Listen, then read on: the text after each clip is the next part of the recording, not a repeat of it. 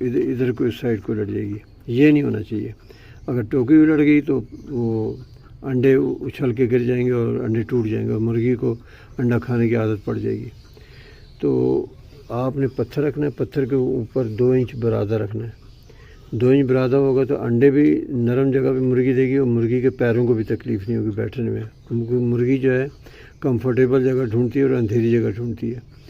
تو اس کو کونے میں کہیں رکھیں جہاں کم سے کم روشنی ہو۔ اب اس کا فائدہ یہ ہوگا کہ آپ کا یہ پیٹی کا سلسلہ ہے انڈوں والی، یہ بہت آسانی سے حل ہو جائے گا، یعنی نہ اس نے ٹوٹنا ہے، نہ اس میں الٹنا ہے، ٹھیک ہے، اور نہ اس کی ہائٹ زیادہ ہے کہ مرغی کو نظر ہی نہ ہے کہ کہاں جانا ہے۔ اب اس میں مرغی نے یہ ابھی میرے آج انڈے دیے 5 انڈے دیے۔ یہ جو 2 انڈے ہیں نا، یہ آرٹیفیشیل انڈے ہیں، یہ ہر وقت